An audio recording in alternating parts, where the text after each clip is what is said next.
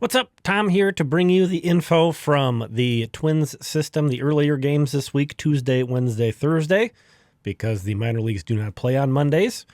Getting right off into it, so many news and notes. So much happened. You know, I'm sure most everybody's heard, Matt Wallner was recently demoted. Royce Lewis was recently demoted. That meant, obviously, some guys had to come up, and when you've got movement going on, it's a domino effect, and guys move around all over the place. So, Orlando Arcia, Alex Jackson, and Travis Adams were all promoted to the Twins. Gabriel Gonzalez is expected to also join the Twins. Tristan Gray going on paternity leave, so congratulations to him and his family. I believe that's usually a 3-day stay. Gabriel Gonzalez on the 40-man roster. That's a huge barrier, that he could avoid. Unlike a lot of other guys on the Saints, that was not in his way. And it's going to be a short opportunity, a cup of coffee. It'll be great. It'll be great for him. I wouldn't say Gabby necessarily earned this promotion, but that's okay. That's not how it always works. John Klein didn't either, and he did an all right job with the Twins, and he's actually been much better with the Saints since he came back down. So maybe he picked up on something during that short stay, and maybe Gonzalez will too. But that's exciting for him. Now some more frustrating news. Emmanuel Rodriguez, who injured his thumb sliding headfirst into first base like he's Nick Punto or something, had thumb surgery. So we haven't heard an official timeline yet, but pretty disappointing. I imagine he will play this year again. It's not like a season-ending injury, but multiple thumb injuries. And with a guy with that hellacious of a swing, you would think that would be where it's happening most often, but it's actually been on the bases most often. And, obviously when he's hitting and running to first, he doesn't wear these, but he wears double those big oven mitt things. Double. So, and slides in feet first more than often than not these days, but, unfortunate. He would be the guy. He would be the guy coming up, no doubt about it. So huge missed opportunity for him. Frustrating. I'm sure he's really upset with himself about that dumb decision. Ricardo Olivar, Ty Langenberg, and Alejandro Hidalgo were all promoted up to St. Paul. All of them for their AAA debuts. They've never been up there yet, so that's exciting. We'll talk about some of those performances. Veteran relievers Matt Bowman and John Brebbia, who had been with the Saints, were released. A couple guys who I was hoping would pitch their way into the bullpen picture. Bowman actually was pitching well for the Saints, so kind of a head-scratcher to me that they moved on, but I'm sure there was some under-the-hood stuff that they didn't think he would translate, and he's got pitched in the majors a bunch, but either way, neither here nor there, but both those guys are out of the picture. Jaime Ferrer and Miguel Briseño were the guys who moved to Wichita. Again, you move guys up to the big leagues, you got room in AAA. You move guys up to AAA, you got room in AA. So it's just kind of a domino effect of moves. A whole other page of moves. Corey Lewis was activated off the IL and joined Wichita. It's kind of a tough pill to swallow for him, I'm sure. Former Twins minor league pitcher of the year, has spent a lot of time in AAA, back in AA. That's rough. Quinn McDaniel was named the Florida State League Player of the Week in his first week in the Twins system, signed out of Indy Ball and wins Player of the Week the very first week. He was also promoted up to Cedar Rapids, so where he kind of belongs there, I think. So Garrett Horn was activated off the injured list and joined Cedar Rapids. This is a guy the Twins acquired at the trade deadline for Danny Coulomb. Jason Reitz, who is that 6'11" right-handed pitcher from last year's draft class, has joined Fort Myers. He's activated off the IL. Dylan Questad as well. Enrique Jimenez, another guy acquired at the deadline in the Chris Paddock trade, was also activated and joined Fort Myers. Michael Carpenter joined the Muscles on a rehab assignment, getting back to Cedar Rapids. So just a ton of transactions.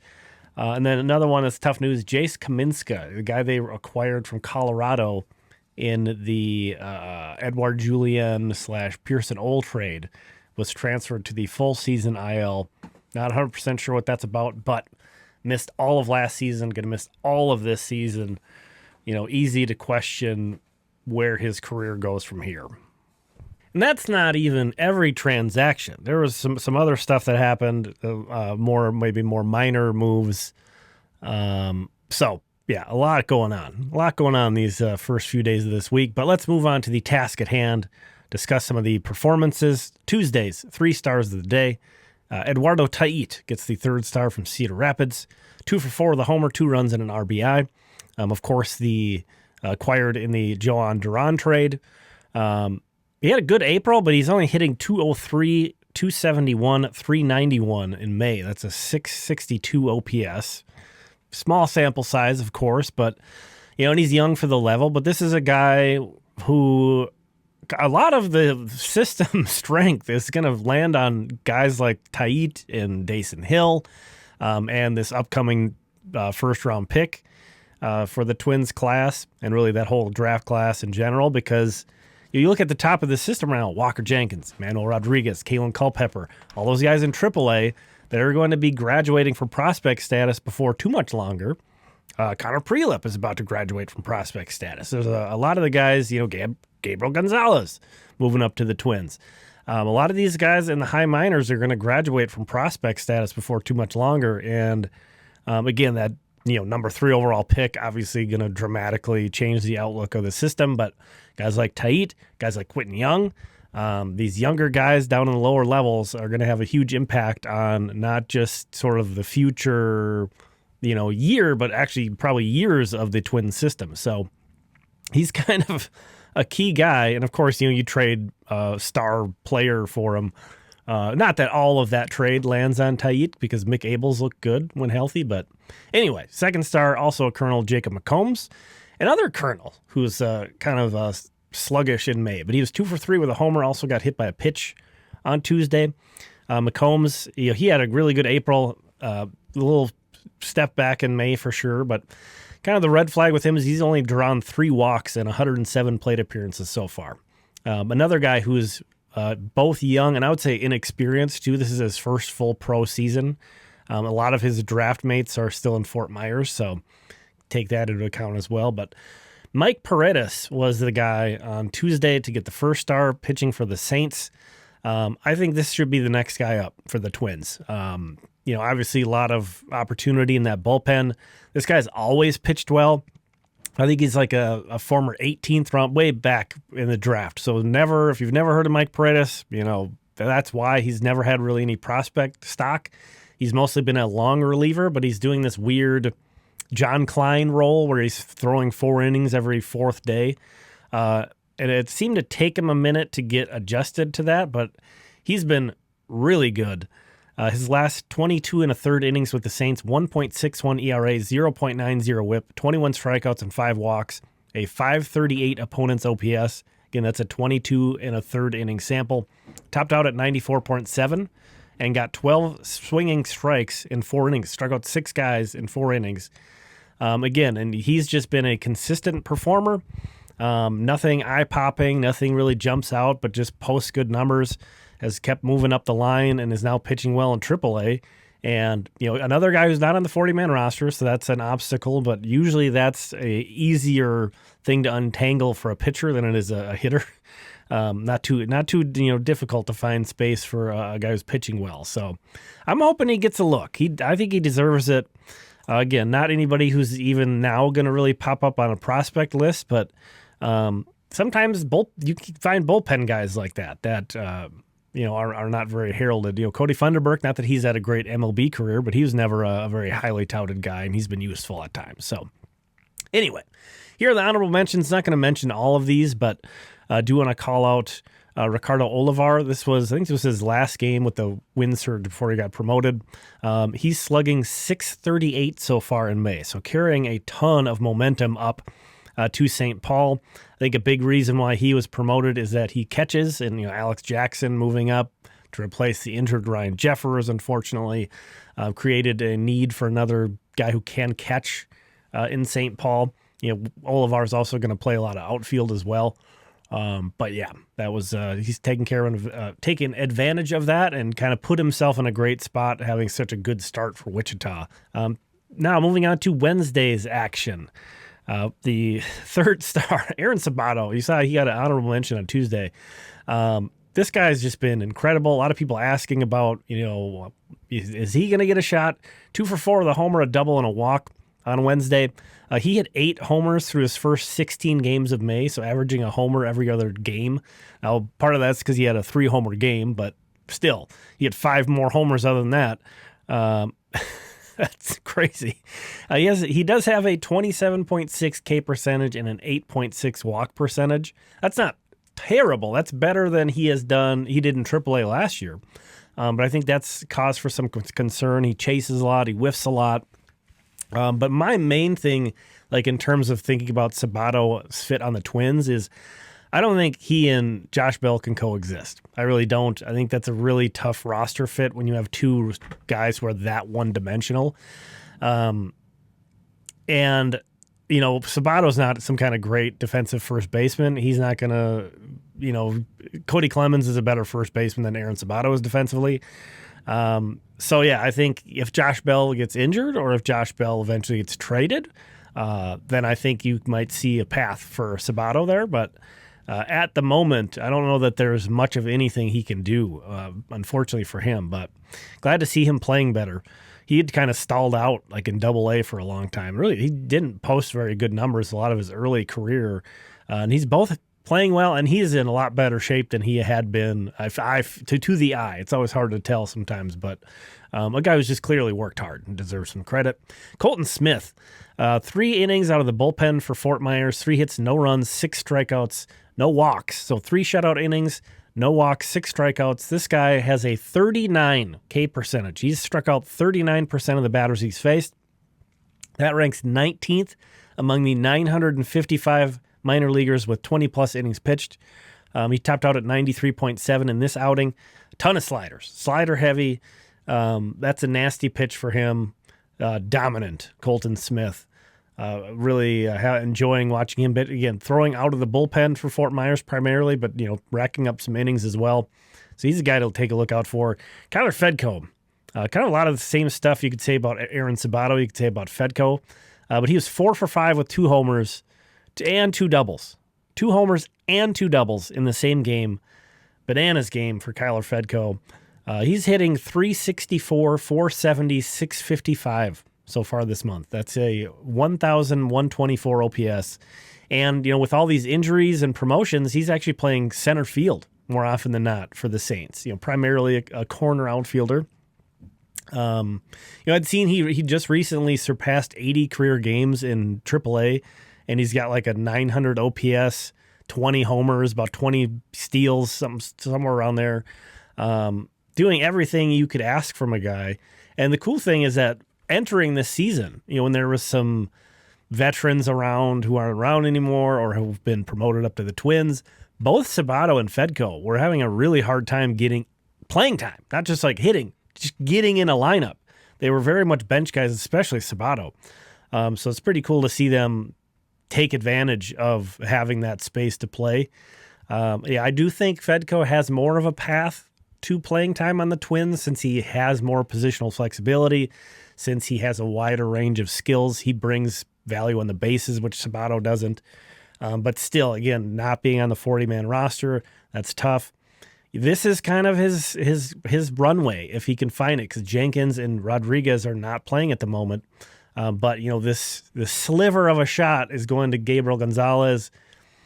I don't know. It's hard to say what's gonna. I linked Sabato to Bell. I don't know if there's like a real clear cut thing we can say about Fedko, but he deserves to be up. So rooting for him. The honorable mentions from Wednesday. Again, not going to run through all of these. But Ty Langenberg, just want to call out, he had a good AAA debut. 3 innings, 4 hits, 1 run, 1 walk, 4 strikeouts.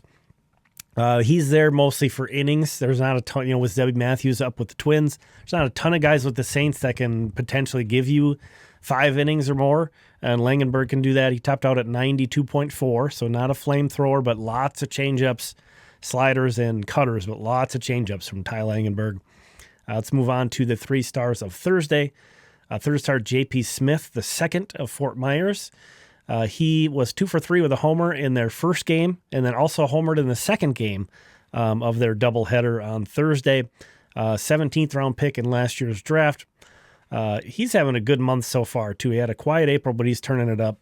And again, homered in both of their games yesterday. Kyle DeBarge of Wichita is the second star. It's been a tough go for him in Double-A. Getting a big opportunity to play shortstop right now. Now that He's not in the same level as Culpepper, which was why he was playing exclusively second base last year. Not on the same level as Ben Ross, so he's up in St. Paul as well. And then Merrick Houston's down in Cedar Rapids still. So this gives DeBarge a window. It's a tight window, but it gives him a window to play shortstop, which is a big deal. He has a 768 OPS so far this month and was 3 for 5 with a home run and a double. So getting some more comfortable in Double-A. It was an ugly April for him, but that's not too uncommon. That's a tough jump from high A to Double-A. So we'll see. Hopefully he continues to play well and just sort of gains comfortability as the season progresses. First start, Matthew Dahlquist went 5 innings, gave up 2 hits, 1 run, no walks, 4 strikeouts in the second game of that Fort Myers doubleheader. He's another guy. All the guys we've talked about, none of these guys are flamethrowers. Tapped out at 92.3 in this outing. But he actually, unlike the couple of other guys we talked about, he is very fastball heavy, even though he doesn't have that velo. He does throw a lot of fastballs. 18th round pick from last year's draft. So far in May, he has an ERA of 3 and a sub-1 whip. He's one of 13 pitchers in the system who have 30 or more innings. So he's been throwing some innings. Just for context, Eli Jones is the only guy with 40-plus innings, and he nearly has 50. So he is way ahead of the pack, Eli Jones is. But Dahlquist logging some innings. Moving on to the honorable mentions from Thursday. Just want to call out Kadeem Zhao, who was an honorable mention also on Wednesday. He's kind of turning it up. He's been steady, but not really hitting for much power. He does have a double in 5 of his last 6 games, so that's encouraging. He hasn't been catching as much lately, so maybe that kind of goes hand in hand. He's only caught in 5 of his 17 May games. But overall, just that he's playing. He's only 2 games shy of his 2025 total already, Kadeem Zhao, in mid-late-ish May. He's almost played as many games as he did last year. So that's great. And his last 20 games, he's hitting .314 with a .392 OBP and a .429 slugging. It's an .821 OPS. Really good OBP guy, Kadeem Zhao. He can draw walks. He also gets hit by a ton of pitches. And sometimes you think that's not like a sticky stat because a hitter can't really influence that on his own to an extent. But some guys do get hit by more pitches than other guys. And Zhao seems like that is a theme of his minor league career so far. But regardless, still a good OBP guy regardless. But that's sort of what pushes him over. So we'll see. I'm curious to see what that catching mix, because you see there he DH'd yesterday. So a guy who catches and plays outfield. So we'll see how that defensive mix goes. Onto the star scoreboard. This is the overall scoreboard. So not a ton of changes here. Kalen Culpepper, the first guy to get to 30 points. Kyler Fedko did move into the top 10 after his big game, his big first star game. Let's take a look at from May, the split between hitters and pitchers. It's tight, super tight. That's kind of the big thing that stands out. But there you see the top 5 hitters, the top 5 pitchers from May. These are the guys gunning for the May stars of the month. Somebody suggested I send out a plaque to the clubhouses of those players for each month. I thought that was hilarious. What the hell is this thing? I don't know that we'll do that, but we'll have a coronation for certainly for the stars of the month, and these guys are the ones primarily in the running. But thanks for checking this one out. I appreciate it. Check out Limestone Pipeline on Patreon, but we'll talk again soon.